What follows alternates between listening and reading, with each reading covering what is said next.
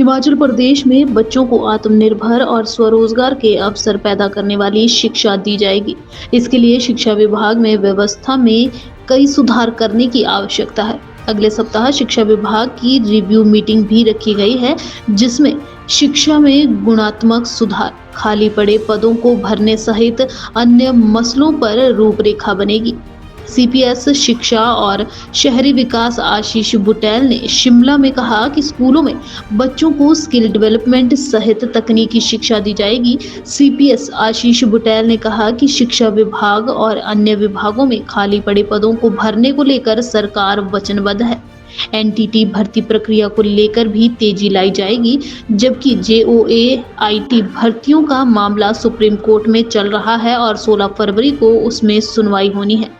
वहीं आशीष बुटेल ने कहा कि नगर निगम पालमपुर में कुछ वित्तीय अनियमितताएं पाई जाने का मामला सामने आया है, जिसको लेकर सरकार ने जांच के आदेश दे दिए हैं।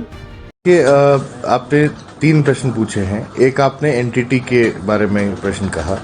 आपने कहा कि पिछली सरकार की आखिरी कैबिनेट में एनटीटी भर्ती की बात की। मैं समझता हूँ पिछली सरकार अगर करना चाहती तो पहली कैबिनेट में करती तो ज़्यादा अच्छा होता। आखिरी में किया, जाते जाते एक लॉलीपॉप शायद थमाने की बात करी होगी, लेकिन हम लोग इसके ऊपर देख रहे हैं और जल्द माननीय मंत्री जी इसके ऊपर और मुख्यमंत्री जी इसके ऊपर फैसला लेंगे। दूसरा आपने कहा जेओए की जो भर्ती की बात है, उसका मामला सुप्रीम कोर्ट में है। 16 तारीख को उसकी पेशी है, तो जो वहाँ से आदेश वहाँ से आते हैं उसके ऊपर सब कुछ निर्भर करेगा।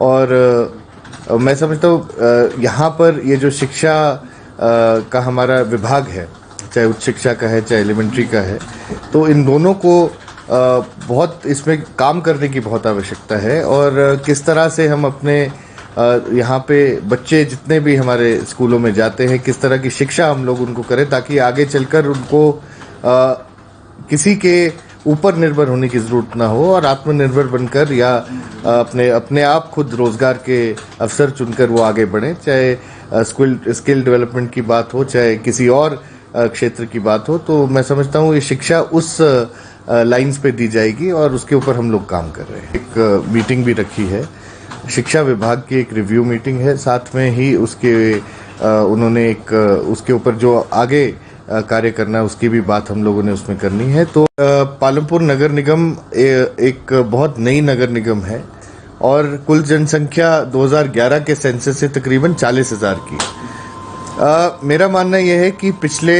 कुछ वर्षों में 2 साल से तकरीबन नगर निगम का गठन हुआ था और इलेक्शन भी हुआ था। इलेक्शन में हमारे पार्टी का ये हुआ, उसमें कुछ हमें कमियां सामने आई हैं, जिसकी हम लोगों ने इंक्वायरी की बात इस सरकार में बात की है और वो जल्द से जल्द इंक्वायरी होगी। ऐसा प्राइमा फेसाई ऐसा लगता है कि कहीं ना कहीं कुछ बंगलिंग भी हुई है, फाइनेंशियल बंगलिंग भी हो सकती है।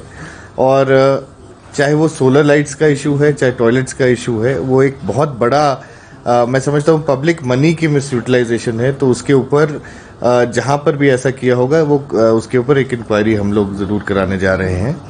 साथ ही आपने कहा कि उसमें क्या क्या काम करने की आवश्यकता है। उसमें बहुत काम करने की आवश्यकता है। एक शहर को शहर की दृष्टि से अब हमें देखना पड़ेगा और इसमें जो भी मापदंड एक शहर के होते हैं उनको पूरा करना हमारा फर्ज है और जल्द से जल्द इसको हम करने भी वाले हैं। उज्जवल हिमाचल के लिए ब्यूरो रिपोर्ट शिमला। हिमाचल प्रदेश के विश्वसनीय ज्वेलर भूषण ज्वेलर्स